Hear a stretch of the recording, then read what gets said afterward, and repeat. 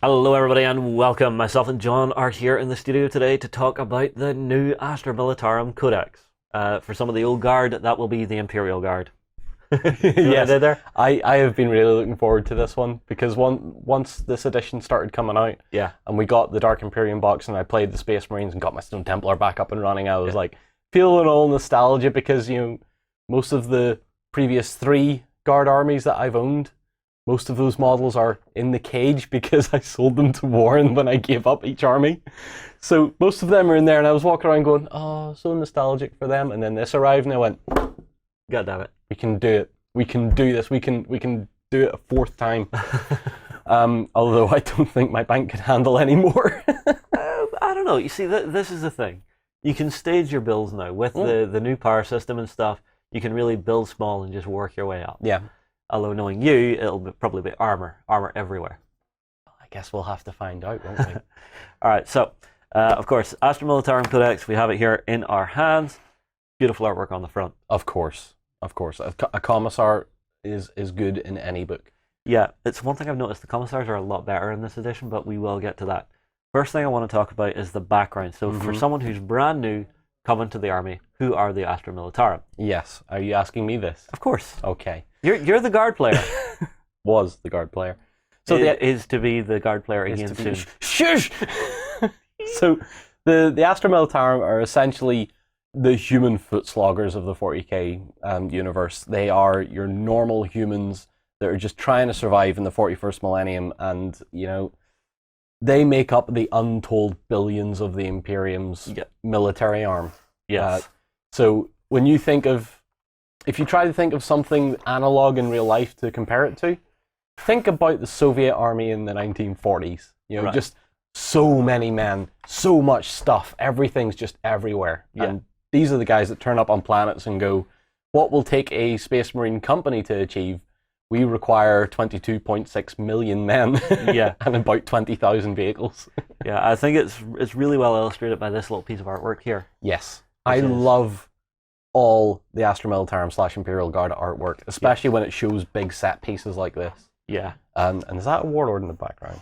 That is. That puts it into perspective. I always love these perspective shots. This artwork always gets me. It gives you a sense of the scale of warfare in the 41st millennium because, I read a lot of the Black Library books.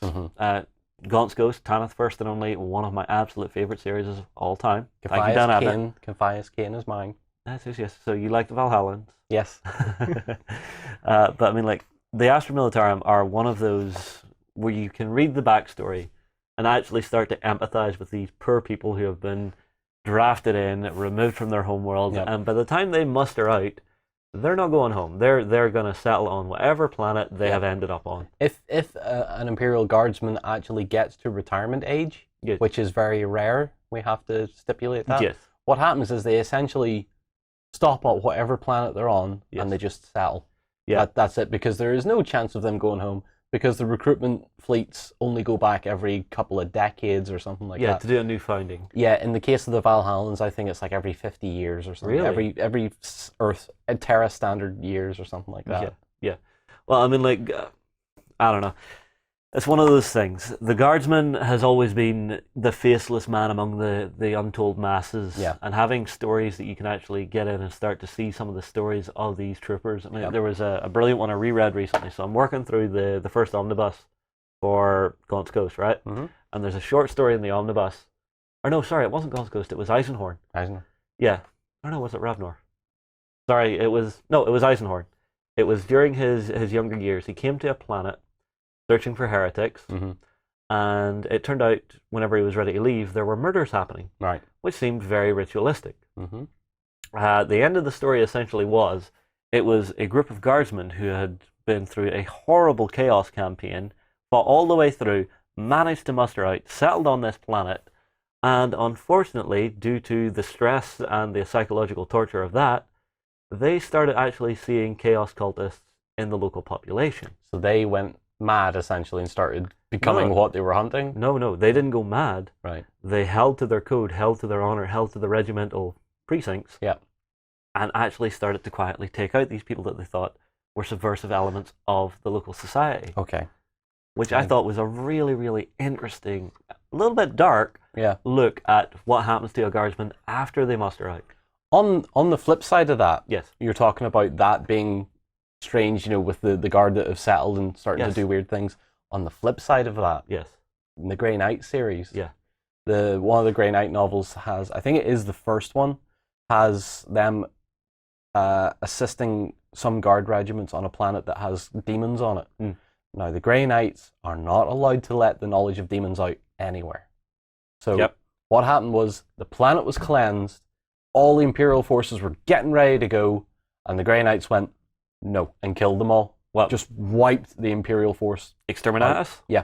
They destroyed all the Imperial forces. They destroyed the fleet in orbit. They just said, you can have no evidence of this coming out because that's their dictate. Yeah. You cannot know, the Imperium cannot know that demons are actually real. Yes. So those poor guardsmen that had fought the fight of their lives suddenly realized that the big silver dudes have just turned around and pointing bolters at them, and it's like, why? Yeah. Well, I mean, like, this is the thing. We are in a very dark and gritty future with this. So if you're new to it, be prepared for moments of, wait, they did what? Yeah, exactly. That's why I like the Kane novels, because it's Blackadder in space. They have those moments of, what have they done? But at the same time, you're like, but Kane's just did something hilarious. And Jurgen's just standing in the corner smelling bad. But it's the Inquisitor from that series that I love, Amberly.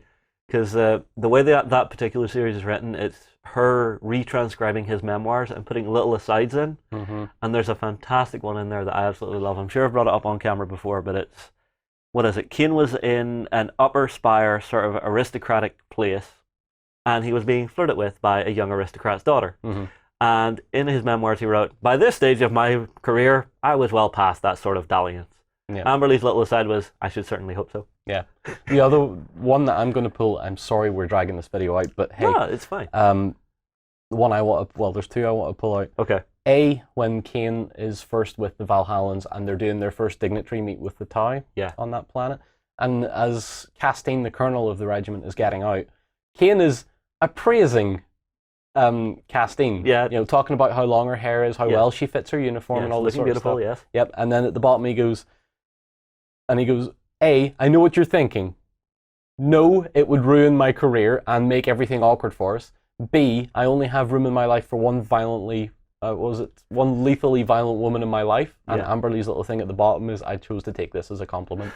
So that's the kind of humor and the kind of upliftingness that you get out of the Kane series. Sandy Mitchell is one of the great writers in there. All right, now back to the Guard, because that's what we're here to talk about. I'll drag us back on topic. The layout of a company. So one of the nice things this book includes is actually it shows you how the company command structure works and what it works down to, with the poor little conscripts being right at the bottom of the totem pole. Yes. If we move on through, there's some really, really nice stuff in here. You've got how armoured companies work, how infantry ones will work. You've then got the map.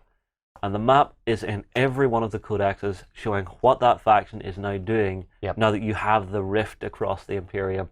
This has become one of the cornerstones of 8th. This star map has become the cornerstone because everyone's realized this is actually a very bad place for the Imperium to be right now. And it's become a magnificent generation point for lots of little stories and stuff. What are these regiments doing? What are these Marines doing that are stuck out there? What's all this specialist stuff that was relying on the Astronomicon that's now gone, and everyone's went, uh-oh.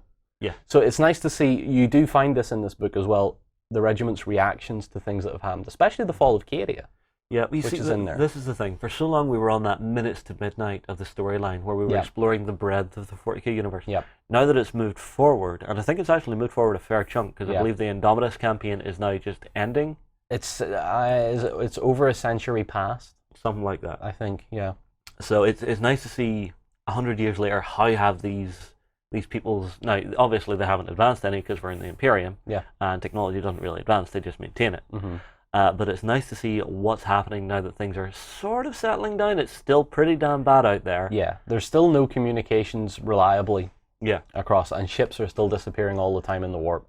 So things still aren't great. Now, one of the things I know you wanted to start talking about, John, was some of the different regiments and what's happening with each of them. So first up, you've mentioned the Cadians. Yeah, so the Cadians, after the fall of Cadia, essentially what happened, like that's been explained in other videos that we've done, I believe. Yeah, it's basically Cadia was the linchpin of the Imperial defense at the Eye of Terror, which has now fallen because all those Black Crusades, the 13 of them that Abaddon the Despoiler was running, he didn't really lose any of those. He actually completed his objectives every time. Yeah. So what's essentially happened to Cadia, the ones that survived that fight on the homeworld, have basically sort of moved away into the outer, is it the segmentum that they're in or something? Yeah. And these guys are starting to just try and figure out ways to just fight back whatever way they can. Yeah. You know, there's entire regiments that pulled out. There's entire regiments that survived and other bits and bobs like that. But the interesting story is what happened to the regiments that have already been out on campaign. They've already split up, and then they're only finding out by the lack of communication what's going on. Like all of a sudden everything's gone. And they're like, how did each regiment react? So the Cadians are essentially fighting wherever they can, however they can. Yeah. That's what the theme that I got from this version of the Codex. Other regiments are doing some other silly things. All right. Well, let's flick on through. Catachans, we know they're probably just still fighting in the jungles. Yep. Now, Vostrians. The Vostrians and the Tallarns are the one I want to bring attention to. The Vostrians are strange because they seem very pig-headed. Are they just non-pulsed? Pretty much. They've realized what's going on. They found out through whatever's happened that things have gone to pot, basically. But that hasn't stopped them trying. And I don't get where their mentality is coming from, because they're still sending ships into the warp. They're still sending regiments out to places they knew were battlefields before the communications was lost. Right. And it makes no sense, because they're just throwing people into the warp and expecting some of them to stick to a new planet somewhere. But that's always the way the Imperial Guard has been. You stuff enough bodies down the enemy's throat, eventually they're going to choke. But it feels like Vostria is just trying to kill itself. It's not doing anything productive by this, unless a few of the ships are getting through and they're actually starting to land on other planets. The Tallarns. Yes, so these guys. The Tallarns have been, during the Indomitus Crusade, actually managed to hook up with Leman. Right. And fought alongside that big crusade and helped along with them. Now, I know the Tallarns are quite pious little people anyway. Oh, so they have a very strong belief in the Emperor? Yeah, could you imagine their reaction? Like according to the Kane series, I haven't seen it in here, but according to the Kane series, the Tallarns are very pious. They have a higher number of chaplains in their regiments than any other Imperial Guard force. So could you imagine when they found out one of the Primarchs has come back? And the Primarch then visits them? Yeah, I can imagine a lot of them just looking at going, well, I mean, like, what? Do we stop fighting here? Do we make a pilgrimage to him, or what? I could imagine that many of them, if they actually seen him, just fell to their knees. Because to them, I would assume that someone as mighty as a Primarch would just look like the Emperor incarnate. Well, an embodiment or a manifestation of the God Emperor. Yeah, I could believe that. Yeah. Moving on to the Valhallans. Yeah. The Valhallans are an interesting one, because after reading all the novels and stuff, you get a sense of what the Valhallans are like. They absolutely hate orcs. Yeah. They hate orcs. Awesome in snowy conditions and that sort of stuff. But they're very dogged in what they do. And when the Valhallan regiments that were away off in other places found out that the Astronomicon had shut down, they stuck to the last order they were given across the Astronomicon. Right. So whatever they were doing at the time, you know, take this city or take this planet, hold this planet, do this, do that. The Valhallan regiment stuck to that. Right. And just decided the best option for us is to dig in where we are, defend what we've got right now. And that is what I see as a very mature approach, considering how the Vostrians are acting. Yeah. I think really what the Vostrians should have been doing was going, oh, hang on, let's not go into the warp right now. Let's defend where we are. Yeah. Because the Valhallans just went, we're going to dig in and sit there. You see, this is the thing. I remember, I can't remember the book I read it from, but in the Imperial Guardsman's primer, the handbook that every guardsman's given. The uplifting primer? Yes. Yeah. If in doubt, move forward. That if you're unsure of your orders, move forward, push on. I can see that, but the Valhallans haven't done that. Well, you the know, Valhallans are completing pushed on their to orders. Complete their campaigns, and then they're waiting for new orders, which is what they would have done anyway. True. They're doing exactly what they would have been meant to. Except the Vostrians seem to be thinking that if we keep pushing out, as in pushing out of our segmentum or our planet or the system that we're in, we'll eventually find somewhere else. In reality, you're probably just chucking millions of people into the warp for the demons to eat. Well, the next thing I'm seeing here is some of the lesser known regiments. Now, these are regiments that have been mentioned, talked about, hinted at for years and years and years throughout the story. The Mordians, for one, have had a model range. I think they still do on the classic sort of stuff. We then are into some of these regiments that are a bit more odd. Yeah. So we have these guys. Now, what are these guys called again? Ventrilian. They're like noble guardsmen. Right. They're like noble, like children of noble families and stuff like that. They have created a guard regiment. They were recently put up on the Games Workshop website as well to look at how you could make them. Indigents. Yeah, and what is that? Something you're able to convert up from? This looks like what, mix of Empire and what? Yeah, what are they called now in Age of Sigmar? The Free Guilds. Free Peoples, maybe. Free Guilds, I think they are. Like their cavalry and infantry models, they've been used to convert some base Cadian models up to these awesome looking guys. And there's a picture of the army in there. Nice. Oh, the Tanith are in here. So I'll have to read that when I get a moment. Definitely. Just to see what's been happening with them, because I kind of fell out with reading the novel series. Yeah. I think it got to like Sabbat Worlds, and it was a short story set, and I don't know, I just couldn't get through it. So I am revisiting it. You'll have to try again. Yeah. Now, this is my favorite part of all these books now. Okay. This is essentially 2 pages of cliff notes, which take you through the creation of the Guard up to where they are today and what's happening with them today, followed by a piece of classic artwork. That is my favorite piece of Imperial Guard art ever. Yeah. It's a really clever thing to have those few pages in there, because if you're new to the faction and you want to get a sense of what their motivation is, where their roots are, and what you might want to build or actually do for your own storylines, having those pages just to go, here is very quickly what we're all about, go at it. And it links very nicely into the 30k lore as well, because for the longest time, I wasn't aware of 30k. And when I became aware of 30k and they were talking about Imperial Army, and I was like, well, how did this become what I know now? Is it the same thing? It's not. It's entirely different. Look, pages that I like. Yes. More pages that I like. Yes. But there's an important thing. The way the Guard is actually created at the moment is actually directly because of the Horus Heresy. It is, yeah. So for anyone out there that doesn't know, Space Marine legions were cut down into companies. Chapters, sorry. Yep. And the Imperial Guard was actually done the same. Yep. So you no longer had commanders who could control both the spaceships and the manpower. Yeah. So what happened was, what essentially started happening in reality in World War II. Really? Yeah. What you had was, let's take it from a historical perspective first. So air power. Air power wasn't a separate arm of the military. It was part of the army. So the Americans had the U.S. Army Air Force. The British, prior to World War I, just had the Flying Corps, the Royal Flying Corps. Yeah. All part of the regular army. Yes. They were trained by the army. They were commanded by the army. Yes. At the end of the First World War, the British realized, hey, these Air Force guys could become an Air Force of their own. Hence, the Royal Air Force was born. Yeah. That happened again in the Second World War with the American U.S. Army Air Force, where they realized we should be independent. The British are, and look how well they're doing. Yeah. And then that eventually became the U.S. Air Force. Yeah. The Army Air Force was still kind of about, but it was fizzling out into the thing.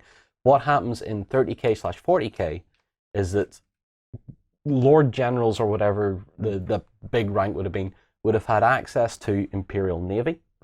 They would have had access to the Imperial Army, and potentially a Space Marine Legion as well, all in that one fleet. Yeah. This guy at the top would have been able to say, we're going to this planet. He would make the big overarching decisions, then let everybody else do their job. Yeah. And that, when the heresy happened, everyone went, hang on a minute. Yeah, you have way too much power. We cannot have one person sitting on top of a chair that commands some of the most powerful military forces ever. Yes. So they had to split them all up. So the Imperial Navy became its own thing. Yeah. The Imperial Army was broken down into regiments and became the Imperial Guard. Yeah. And the legions became the chapters. Yeah. There we go. All right, let's get on with what John likes, which is tanks. Tanks. I love this artwork. There's a page before it though. Is there? Yeah, there's that. Ah, so what is this? Some of the different camo patterns you can do? Yep. This is a good hark back to that Osprey Publishing historical book that Forge World did masterfully with a lot of their book series as well. So this nice profile of a tank, and they have a little bit of fluff on where it's from, what camouflage it is, and all that sort of stuff. I'm glad they've went back to this because it's easy to understand. It's easy to look at and go, hey, I need these colors and I want to make this scheme. Yeah. So it's a nice little guidepost. Yeah. And that does follow on through. So beautiful piece of artwork, a little bit of chat on the super heavies, and then they show you how to do the same with the super heavies, which I think is a really nice touch. Yep. Now, John, if you're building a force, what are you going to be looking at? What am I going to be looking at? Yeah, me personally. Tanks. Tanks. Of course. More tanks? And more tanks. All the tanks? Yes. All right. Absolutely. Why wouldn't I look at anything else? All right. Well, before we actually get into actually seeing what you would want to put together, actually, some nice miniatures galleries. Sorry, I want to show this off to everybody as well. So, in the book, you're going to see the classic Cadians, some more Cadians, commissars, how they're meant to be painted up. Is that? Oh, he's Imperial Navy. Yep. And then moving through Catachans. There's the one you were on about. Yes, those guys, they are awesome. The Ventrillians. Yeah. But it's nice that you get such a widespread to show you what you can do with the Guard, because I remember whenever I first came, and actually I did try to do an Imperial Guard army once, I could not figure out how I wanted to paint them. Yeah, I know. It went horribly wrong. It did. And I mean horribly wrong, as in just, oh dear God, I don't want to see them, my eyes, they're blind. They were as bad as your first Space Marines. Yeah, we don't talk about those. No, they don't exist. Not anymore, I gave them to Sam. They might still exist then. Well, the models still exist, the paint job, no. He put them in Dettol for about 3 years, and there's still paint on them. I kid you not. Fair enough. So what are we going on to then? Alright, I think it's time to get into some of the actual rules. So, every army has something tactically that makes it individual, right? Yep. So, some way of passing orders, basically going for what you would actually do during battle. For the Guard, it's this table here, right? So this is the voice of command table, right? And this is basically your commanders who have that ability barking out orders to your troops. So there's quite a few here, and there's also some specific ones depending on what your home world is. Because obviously, coming from a different home world, you would have a slightly different martial code. Yeah. All right? Now, I've picked a couple out here which I have on my notes, if I can find where I put them. Regimental orders. So, voice of command first off. So the first one I want to talk about is fixed bayonets, right? Very military, definitely an order you would hear in actual combat. What this does is it lets you take a fight action outside of the fight phase. Right. So you just, when you declare fixed bayonets, you just get another... Yeah. Okay. You get a fight. And I was actually having a look through here, and I think if I can quickly find them, I had picked out a unit that I thought would be quite useful for it. No, not conscripts. It would be awful at that. Why would anyone do that? Maybe they wouldn't. Maybe more fights for conscripts wouldn't be such a bad idea. Well, you see, what I'm thinking is... there's hashtag more fight for conscripts. Hashtag sorry, not sorry. Alright, actually, it's a unit called the Crusaders, right? Right. So, basically, this can be a unit of 10 guys with power swords. And they each get 2 attacks. So, basically, if you use this, there's 20 attacks with power swords, and your average power sword is basically strength of the user. These guys are strength 3, but it's AP -3 doing 1 damage. Yeah. So if you're in a fight and you want it to end before your opponent gets the chance to actually finish it off, you can actually use that to get that fight finished up. Another thing that these guys have is Acts of Faith, which is a very cool rule. So roll a D6 at the start of your turn. On a roll of a 2+, 1 unit from your army with this ability can perform an act of faith chosen from the following list, right? Hand of the Emperor is the unit can immediately move as if it were the movement phase. So you can get them extra movement to get them up in, and with that fixed bayonets command, you can get them doing more fights. So more movement and more fights, making that unit more effective. So what you could do, if you finish a fight phase on the edge of winning a combat, Yep. you could then say, screw it, I'm going to get another fight in. And if you win that combat, you could then use the active faith to actually get some movement. Yeah, and then actually still have your movement to then charge in to another unit. So these guys could be rocking around the field like a pinball, in a pinball machine, obviously, because why else would you have a pinball somewhere else? Maybe you just like pinballs. Bouncing from unit to unit, doing lots of damage. And however, as an old school guard player, the last thing I'd want to do is throw guardsmen into combat. But these are guardsmen who are specifically set for close combat. They have no rifles. They don't have the standard lasgun. What's wrong with them? They're Crusaders. Okay. Leave that to the Black Templars. Okay. The next one I chose out was first rank fire, second rank fire. Anyone who has played guard before will know this order. Yep. There is one key difference I've noticed for this. Okay. Right? You don't have to be in formation to fire this. So it used to be, if you were doing that, if I remember, you had to be ranked up. Possibly. It's been a while. Or something. It's making your weapons rapid fire too. And that's lasguns and hotshot lasguns. Yeah, so your Tempestus Scions, or Scions, or whatever you want to call them, Scions, are getting a lot of shots from the hotshot. Exactly. So basically, you're increasing that output. So if there's a unit that you just want to kill with weight of fire, say it's a big mob of orc boys, being able to get that extra number of shots out in a turn, with pretty much no penalty, worth it. I didn't pick any more because I wanted to go on to some of the regimental orders, right? So I picked out a couple of these. So the Valhallans, who I do quite like, have fire on my command, right? This allows you to shoot into close combat. Now, I will say any rolls of a 1 to hit will hit your own people. But if they're close enough to one of your commanders that could give you a possibility of a reroll of 1? Yeah, you can use that. But my thinking is, you know the way sometimes you'll have things will get locked into combat that you don't want in combat, right? Yeah. Do you want to help them out? Say you have a vehicle that your opponent has charged with something that can deal with vehicles in close combat. Yeah. You look at that and say, well, if I fire my lasguns in here, I can wound your guys, but my chances of wounding with my lasguns on my vehicle, infinitesimal. Is another question I have about it. If the vehicle's in combat, doesn't the vehicle just drive out of combat? The vehicle can drive out of combat, but unless you have the fly ability, it kind of locks you down for a turn. But it's not engaged as such, so firing into that technically... It is actually engaged. It is actually engaged, so it is actually counted as close combat. Yeah. Okay, fair enough. So the way it's actually worded here, I'll call it up, is the ordered unit can shoot at enemy units that are within 1 inch of friendly units. So it doesn't even mention being engaged. Yeah. But you have to be within 1 inch to be engaged. You have to be within 1, yeah. But it basically means there is no restrictions on firing and helping something out. So say it's something like even a sentinel that someone has jumped into and thought, right, I can have them. You can give this order, fire into that, maybe free up your sentinel to shoot at something else. Because if you can wipe out what's around your vehicle, it's now no longer in combat. It hasn't actually had to retreat from combat, so it should still be fit to fire in that turn. Yeah. I think I'm right. If I'm wrong, please feel free to comment below. But this is my interpretation of it so far. Yeah, it's an interesting one. The other one I picked out is the Mordians. Right? So they have form firing squad. Not what you think it is. Okay. So it's not Commissar.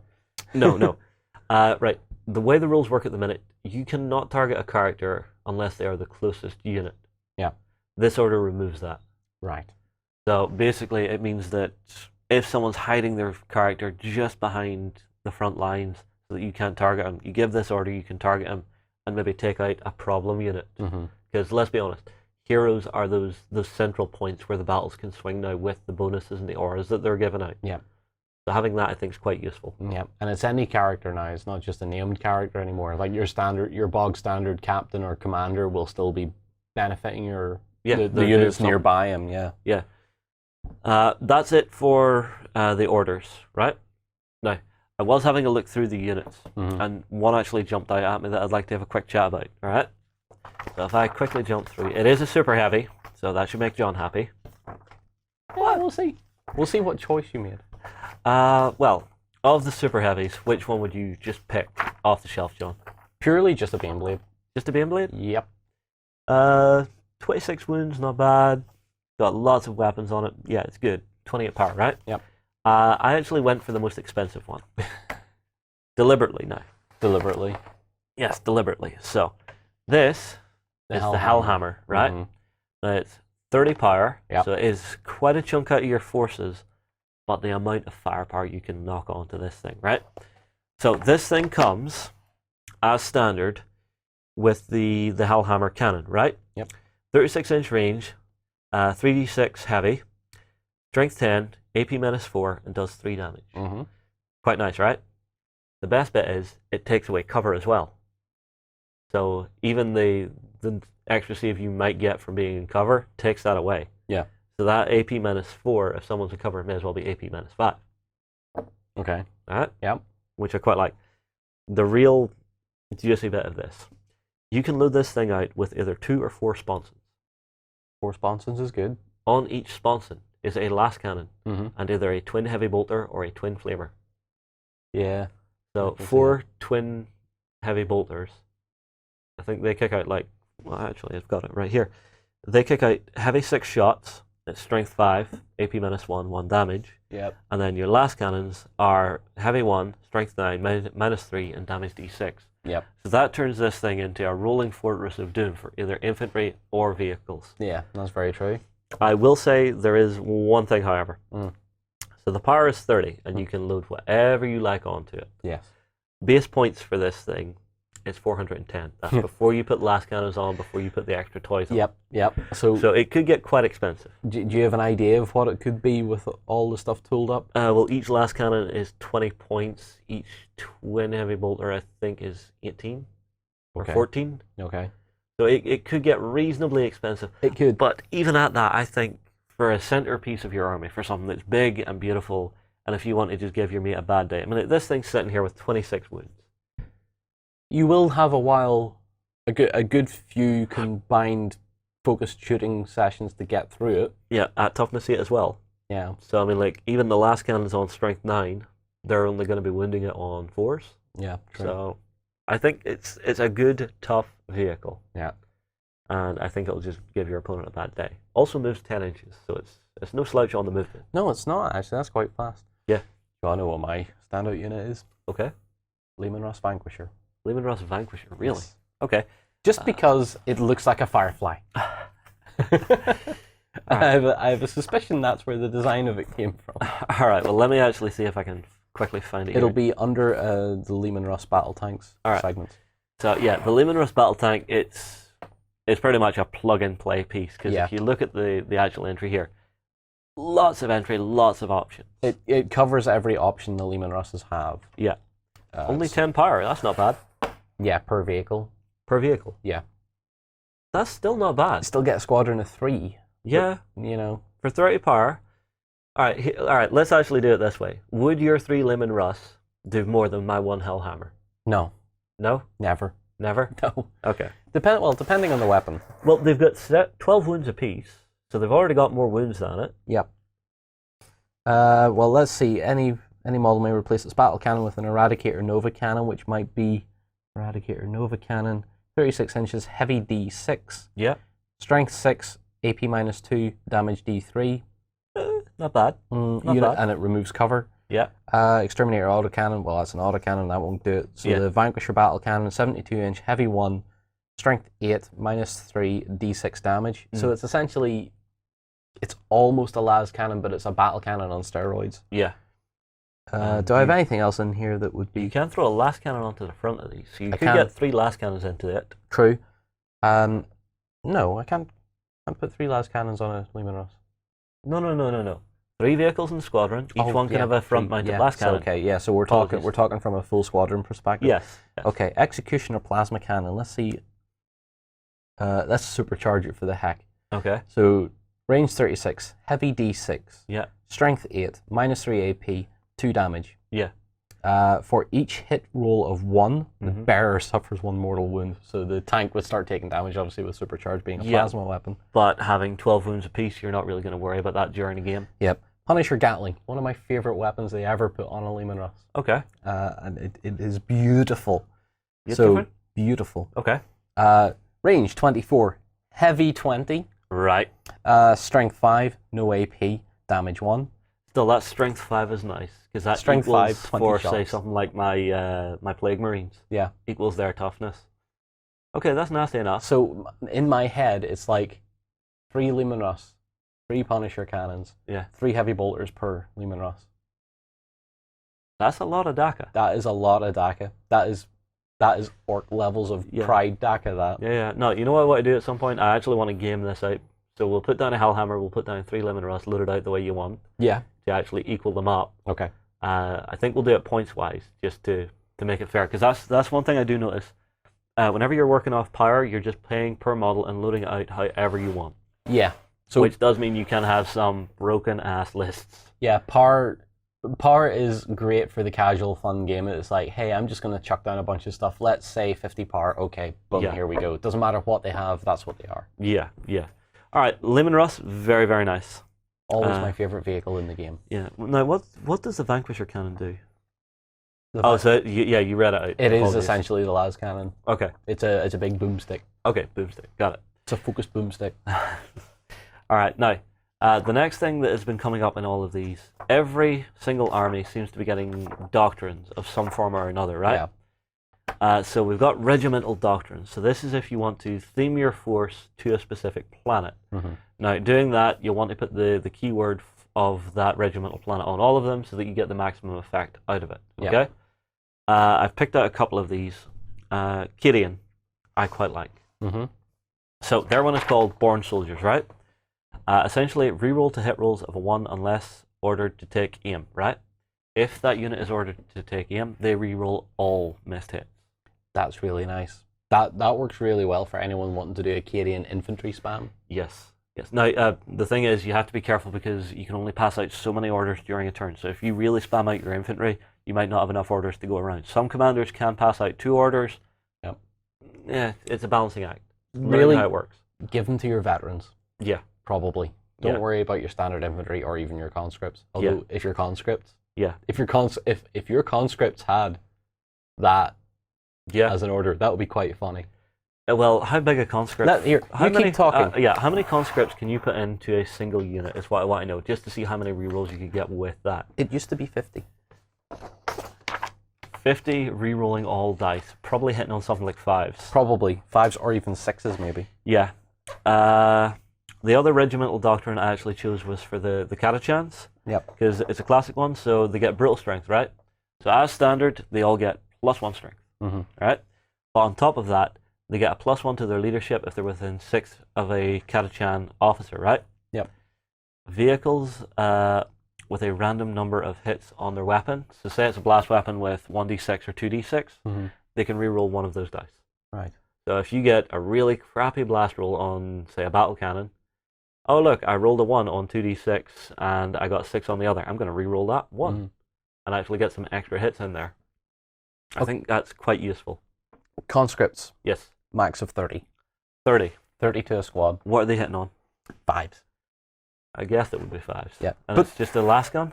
Yeah, but check out the power rating, right? Uh-huh. For 4 power, it's 30 conscripts. Yeah. Honestly, if you had that...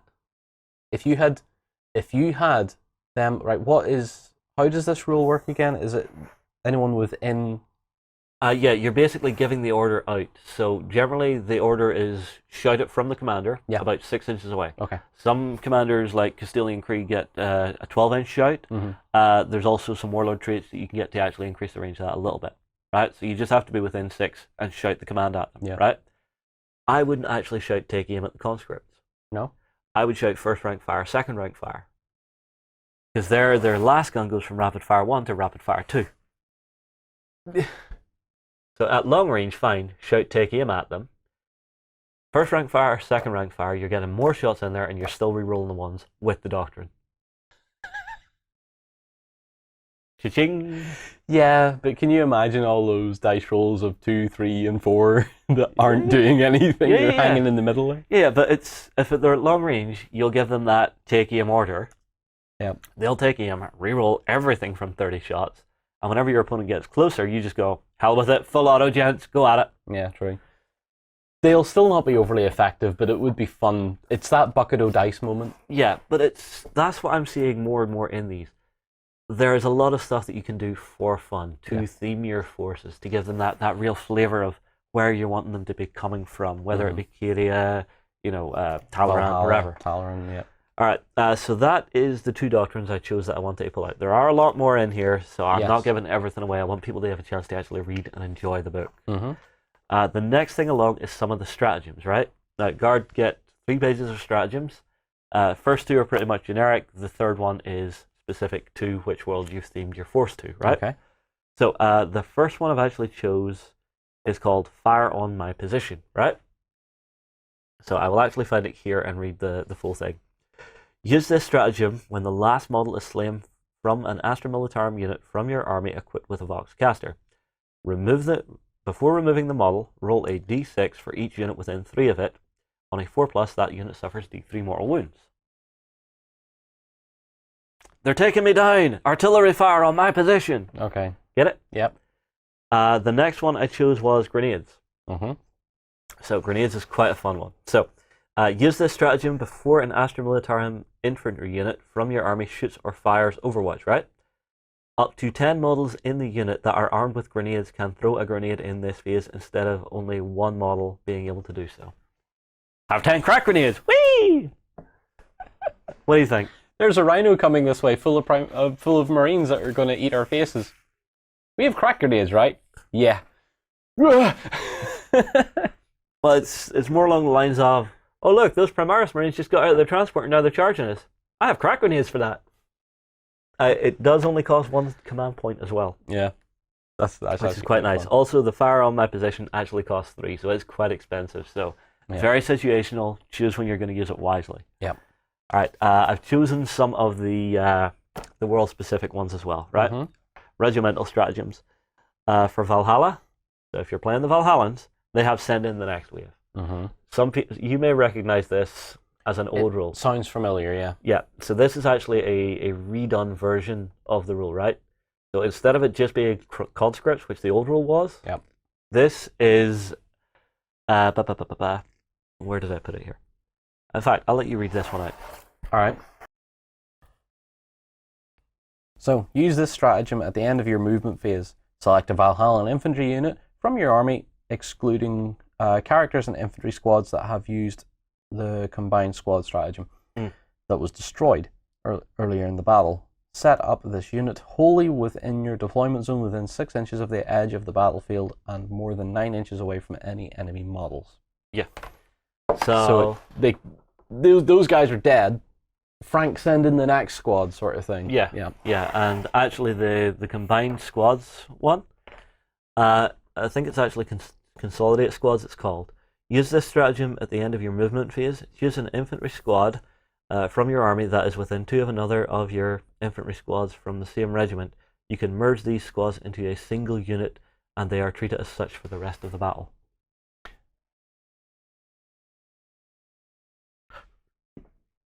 I just had an idea. What? I just had an idea. Don't tell me you're going to merge conscripts into a regular veteran squad. Hang on. Now, we have to actually look closely at what happens when you merge squads to see which side actually takes the stat line of what you're using. Because you are not turning 30 conscripts into veterans. No. I'm thinking of merging 2 conscript squads together. Oh! A 60-man conscript squad with first rank fire, second rank fire. or something completely... 60! Yeah! As long as they're within 6 inches of the guy shouting the order, it doesn't matter. Yeah, that could work. That could be funny. That would be funny. We have to do this. Oh god. Oh god. But that means you have to paint 60 conscripts on top of anything else you want. Worth it. Okay. I think, I picked up another regimental stratagem here as well. So the Austrian Firstborns one. Yep. So it's actually called Firstborn Pride. This is very simple. It is you play this, and the unit gets +1 to its to hit rolls. Right? So if you're rolling crap that day, just use this, 1 command point, off you go. Is that for just one individual unit or for the whole army? Use this stratagem at the start of your shooting phase. Select a Austrian unit from your army. You can add 1 to hit rolls made for this unit until the end of the phase. Yeah, so during shooting, Austrian 60-man Those 60-man conscripts are now hitting on 4s instead of 5s. Yeah. Why do you do this to me? Hashtag conscripts. Conscripts are the way forward, ladies and gentlemen. Conscripts are the way forward. Unfortunately, no. Unfortunately, no. They should be. If you took four 30-man conscript squads, right? Merged them all. Merge two into two 60-mans. No, I don't think you can do that. I don't think you can do that. I need to check. Is it only combined? See, I don't know. I think, can you use stratagems only once per game, or can you use them multiple times? Yeah, it's probably just a one-off, isn't it? We'll have to read closer into that, right? We will research. Or put it in the comments below if you know. Yes, we will science this if no one tells us how to do it. Yeah, of course we will science this. Right, next important thing, Warlord traits. Right? Now, your Warlord and your commanders are a focal point of your army. Picking your Warlord lets you get essentially a little bonus to your Warlord to make him that little extra special. Yep. Now, some characters, if you pick them, they will already come with a Warlord trait, okay? However, if you've taken like a bog standard Lord Commissar or something, not a problem. Right, I picked out a couple of these. So, I picked Bellowing Voice, right? This one is very simple. It gives you a +3 range. Now, actually, I'll read the full thing. Add 3 inches to the range of any abilities on your Warlord's dataseet, such as Aura of Discipline or Voice of Command. So it's basically making him more effective. So the Voice of Command that normally is only 6 inches is now 9 inches. Yep. It leaves you a little more flexible to actually keep your commander maybe in cover or with a unit and have another unit spread out a little further. Yeah. And still be able to shout commands at them. Yeah. The next one I chose was Master of Command. Now, this one I really like. Your Warlord gains the Voice of Command ability, right? So some of your HQs won't have it, right? Yeah. So this lets them have it. However, if your Warlord already has the Voice of Command or Tank Orders ability, they may instead issue 1 additional order per turn. That sounds interesting.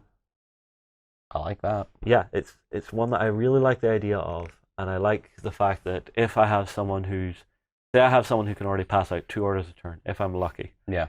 He can now pass out 3 orders a turn and really keep great control of his forces. Yep. Regimental Warlord traits, I've picked out some as well. Okay. So, I've picked the Mordian one. So it's called Iron Discipline. Roll a dice for each model that flees within 6 of your Warlord whenever they're failing a morale test, right? On a 4+, that model does not flee. It gives you like a final invulnerable save to stop you running away if it's all going to pot. Yeah. Keeps your men there fighting harder for longer. Good choice? Yeah, good choice. Interesting one. I've also chose the Talaran one. Okay, let me actually find it here. So it's called Swift Attacker, right? Your Warlord and all friendly Talaran units within 6 of them can charge even if they fell back this turn. Yeah. So if you get into combat, you fall back, you charge back in. Yep. You fall back, you charge back in. So you just keep hitting that line over and over again as long as you keep getting the charge bonuses. Yeah. You know, so it can be very, very useful. But is it not, you're only falling back if you've lost the combat though? No. During your movement phase, I believe you have the option to disengage, which I think is the fallback. Okay. Again, need to double check it. Comments below. Yes. I'll also give you the Cadian one, okay? So it's called Superior Tactical Training. Roll a dice each time your Warlord issues an order or tank order. On a 4+, that order can affect an additional Cadian unit of the same type as the original target, infantry or Leman Russ, within 6 of the Warlord. Very nice, very handy to be able just to do stuff. Yep. You've also got the generic ones. Now, this is something that a lot of them I'm seeing have. Grand Strategist, right? Whilst your Warlord is alive, you can re-roll a single hit roll, wound roll, or saving throw per battle. Yeah. Not important. Well, it could be important at one point. But in addition, if your army is battle forged and this Warlord is on the battlefield, roll a dice for each command point spent when using stratagems. On a 5+, the command point is immediately refunded. That's all right. Now, I'm not sure how that affects the multiple cost command point ones. So some of them cost 2, some of them cost 3. Yeah. For me, I would assume that you only get 1 back. Yeah. But that's me. You can argue about it. Sounds kind of fair in that regard. You get 1 back instead of the whole investment back. Yeah. So that is pretty much everything I have rules-wise for these guys that has jumped out at me. Yes. And been fun. Now, I want to do something different. Okay. I feel, as a Guard player that hasn't played Guard in way too long, Yeah. I feel like I can get to grips with this book in only one manner. Right. And I think I need to go into the cage. Right. I need to find an army. Right. And make it. I think we have to army this. We have to army this. All right, here's the codex. You go build your list. Everybody, we will be back in a moment. John, I'm seeing tanks. Yes. I'm seeing all the tanks. Yes. There are lots of tanks in this list. In fact, it's only a vehicle list. So shall we just start and explain it? Yes, so you've went for a Spearhead Detachment. That deliberate? Yes, that is deliberate because the Spearhead Detachment allows for compulsory 1 HQ and 3 heavy support. Is it 2 heavy support, I think? Is it 2 heavy support? I believe think so. it's 2 heavy support. Okay. Yeah, okay. Alright, so basically this is what's going to allow you to build a purely vehicle list. Yes, exactly. Okay. Which means it'll be absolutely rubbish at taking objectives, but hopefully it's just going to batter the other side to the point where it doesn't matter anymore. I am seeing a lot of firepower on the tabletop here. There is. So let's get started, alright? Let me see, we'll start with the commander. So we have a basic tank commander who's in a Leman Russ Vanquisher. That'll be this fella at the front with the closed hatches on this turret. So that'll be him. Mm-hmm. This Leman Russ Vanquisher, in fact, no, it's the other one. Never mind. The one with the open hatch, thank you. Okay. That one. That is my standard commander, who is 12 power. Yeah. The one beside him is Knight Commander Pask, so that's Okay. my second HQ. He's going to be my Warlord as well. Right, and he's got a Lascannon mounted on the front as well. Yes, exactly. Okay. So moving on from that, the 2 heavy support choices that are compulsory are taken up by 2 tank squadrons, 3 Leman Russ apiece. Mm-hmm. So one squadron is identical. It's battle cannon, heavy bolt responsons, and a Lascannon in the front. That's 3 of them laid out identically. Yeah, you've got lots of shots coming off that unit. A lot of heavy shots coming off that, which is important. Because on the other side, the other squadron is entirely anti-infantry. Right. And specialises in it. So what we have is 2 Leman Russ Punishers, 2 of these guys, with the Gatling gun. They have sponsons with heavy bolters and a heavy bolter in the front of the hull. Yep. We have 2 of those, there's one back here. In the middle, we have this one, which is the Exterminator, which has the twin autocannon. And the 3 heavy bolters too. Yeah. So the other Punisher's sitting at the back. Then, just to make it a little more interesting, Yeah. there are 3 Basilisks in a Yeah. third heavy support choice. One thing I want to do here, pass me that codex, because I want to see how the Basilisks are doing. Because I remember a while ago, the Guard Codex got redone. Yeah. And the ranges just went silly. Yes. So I want to see... I do believe the Basilisk are still silly. Still silly. Alright, Basilisk, Earthshaker Cannon, range, 240 inches. So, way over that way. Over that way somewhere. Heavy D6, Strength 9, AP Menace 3, Damage D3. Roll 2 dice for the number of attacks when firing this weapon. Discard the lowest result. This weapon can target units that are not visible to the bearer. So it's a non-line of sight weapon. Yeah. So I can just say, I'll fire those guys over the hill. Yeah. That's cool. On the 2d6, I take away the lowest result. That's actually really cool. That is really nice. And to wrap it all up, to be 100 power on the nose, Yeah. we have armoured sentinels. We have 2 of them in one squadron. Okay. Both of these have heavy flamers, just in case infantry decides to get a little friendly. Yeah, a little close. Just a little close.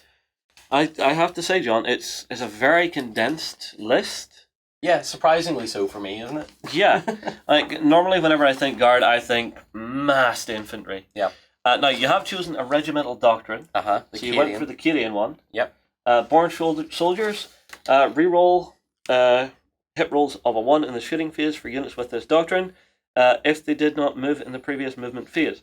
An infantry unit with this doctrine doesn't matter because there's none here. Yep. And that's it.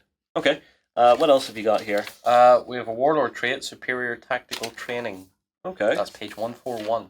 Page 141. He's going to sing it now, see, while he's wasting time. Superior Tactical Training, that is the Cadian one as well. Yes. So roll the dice each time your Warlord issues an order or a tank order. On a 4+, that order can affect an additional Cadian unit of the same type as the original target. Infantry or Leman Russ. Okay, bit of a question for this one. It says Cadian unit. Now, do vehicles count as individual units, or is it the squadron count as a unit? We're going to need to find that one. That's what I'm going to ask you guys out there. Does a squadron count as a unit, or does an individual vehicle count as a unit onto itself? Yeah. Never mind if it's in a squadron or not. Yeah. Now, if it is individual one itself, I know Knight Commander Pask can throw out 2 orders in a turn. Yeah. So he throws out 2 orders. That's possibly affecting 4 units. Yeah. That's quite useful. It is. That's what I was, when we were talking in there, I was thinking to myself, how do I best control a tank army? Well, it's essentially Pask, another commander, chucking orders out left, right, and centre, and boosting the range on them. Yeah, I'm just quickly going to see if I can jump to Knight Commander Pask. Here he is. Now, because he's a commander in a tank, he gets some different orders that he can use for people as well. Yep. So, full throttle. Throttle. Full throttle. Instead of shooting this phase, the ordered model immediately moves as if it were the movement phase. It must advance as part of this move and cannot declare a charge action this turn. That's nice. You can really reposition your vehicles. Gunners, kill on sight. Reroll hit rolls of 1 ordered model unit the end of the phase. Oh, for the ordered model. Sorry. Strike and Shroud. This order can only be issued to a unit that has not yet used its smoke launchers during the battle. The ordered model can shoot its weapon and launch its smoke launchers during this phase. So it can fire its regular weapons and launch smoke. It'll fire its weapon, and then it'll put a smoke screen down in front of itself. Alright, we need to figure out what smoke launchers do as well. And actually, both your commanders do have the ability to actually pass out orders. That's nice. Yeah. I like it. So it could be an interesting little force. However, I want to pass it over to you guys that are watching, because I'm only coming back to this and I'm still getting to grips with all the nuances of 8. Let me know what you think of this list. Would it work? Well, it's clearly going to kill stuff. I want to see this against your Stone Templars. Yeah. The main thing I want to know is, because vehicles now have wounds. Yes. I know I would never have taken a list like this in previous editions before that was a thing. Yeah. Because vehicles, if you get a good shot, gone straight away. All your nuts are in one basket. Yeah. Would this list be more survivable than it would have been as they used the chapter approved rules back in 6th, even 5th edition? Yeah, let's just get a little conversation going back and forth here, because if this list seems like it's doable and it's workable, if you guys say try it and see what you think, or we think it might need this, that, or the other, please let me know, because I'd actually like to play a list like this and actually finally field a perfectly legal tank army in 40k. So that's going to be my final words. For me, you've got a lot of high toughness stuff here. You've got plenty of anti-vehicle, plenty of anti-infantry. I think this could work absolutely fine. Yeah. Everybody, I tell you what, get your comments in below. We'll move on. We'll see you in the next one.